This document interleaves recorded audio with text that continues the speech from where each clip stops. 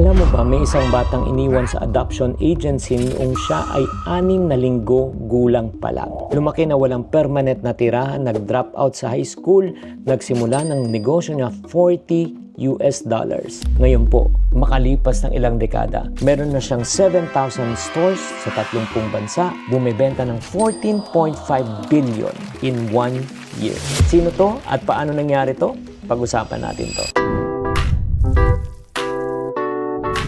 Hi there, this is Shinkitan, yung pambansang world coach na kung pag-usapan natin napakagandang istorya, inspiring story ni Dave Thomas, ang founder ng Wendy's. Imagine mo, wala siyang college degree, walang investor, walang connection, pero ngayon, nako, siya na may-ari ng isa sa pinaka matagumpay na mga hamburger chain. Naalala nyo pa ba yung Wendy's pag gumagawa po tayo ng gabundok na salad, at the same time yung iced tea at yung frosty? Woo!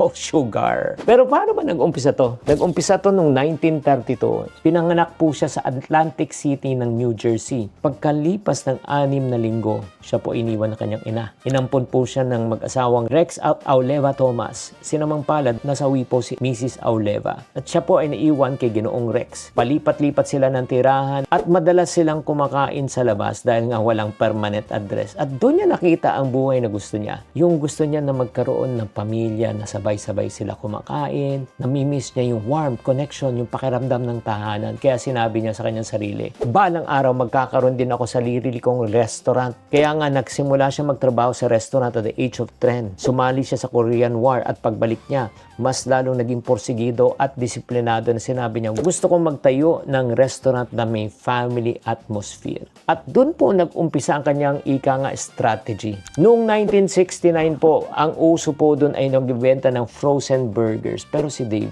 ang gusto niyang gawin, hindi frozen, kundi fresh. Made to order. So gumamit po siya ng square patties para makita agad na hindi tinitipid ang karne. Mas mataas ang presyo ng burger niya pero mas marami nagsasabi, quality naman.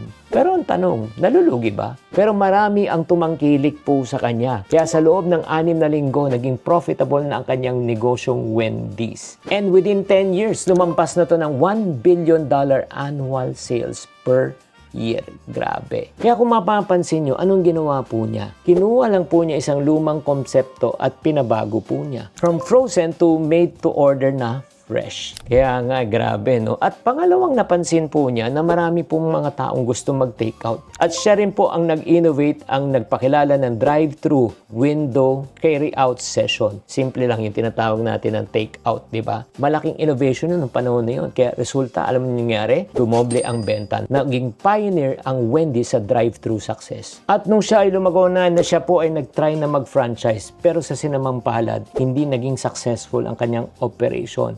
Doon niya natuklasan na kailangan po paikliin ang menu, inayos ang quality at gumamit ng creative marketing kahit walang budget. Ano ang naging resulta? Umangat po ang kanyang benta. Pero habang lumalaki po ang Wendy's, nag-retire po si Dave noong 1982 at habang wala siya, unting-unti rin nawala ang puso ng brand. Alam niyo nangyari? Bumaba po ang quality, pumalpak po ang ibang project at halos 20% ng mga Wendy's stores ay nalugi. Alala niyo pa, di ba may season na talaga nabawasan din po ang Wendy's dito sa Pilipinas. Kaya bumalik po si Dave, hindi bilang CEO, kundi bilang muka ng Wendy's. At gumawa siya ng 800 commercials. At ano po nangyari? Mula sa pagkalugi, na ibalik po niya at na i-turn around po niya ang negosyo. So ano po ang matututunan po natin dito? Number 1, authenticity sell. Hindi celebrities ang ginamit na Dave, siya mismo ang humarap sa tao. Alam nyo, ang katotohanan, kapag ramdam ng customer na totoo ka, mas magtitiwala po sa inyo. Kaya nga ngayon sa panahon na yun, kung gusto mong lumalaki ang iyong negosyo, meron na tayong tinatawag na personal branding. Ang tao hindi lang binibili ang produkto, ang tao binibili na rin kung sino ang nagpo-promote ng produkto. Pangalawa, balik sa foundation. Lumaki siya nung siya po ay nakatutok. Nung nawala siya, wala na. Kaya titignan niyo po, hindi competition ang sumira kay Wendy's. Nakalimutan po niya ang pinaka-core niya na siya po ang nag-umpisa. Minsan ganun din sa pagnenegosyo. Hindi bagong strategy. Kung ibalik po natin kung ano po ang nag-work at ano ang basic.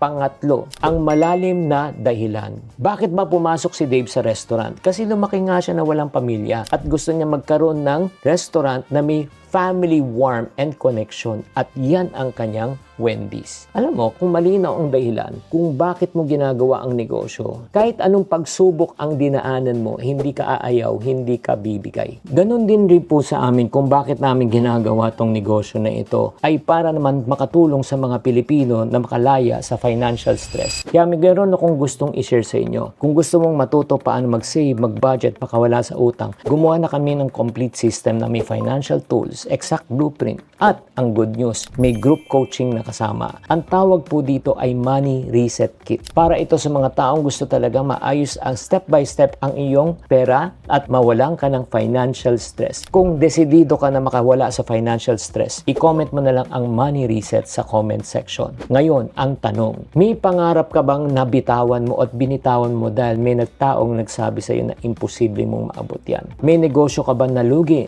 na ngayon ay tumigil ka at ayaw mo nang sumubok muli? Real talk. Si Dave Thomas, isang ulila, isang pinaampun, di ba? Isang palipat-lipat na bahay. Walang taong naniwala, nag-umpisa sa $40.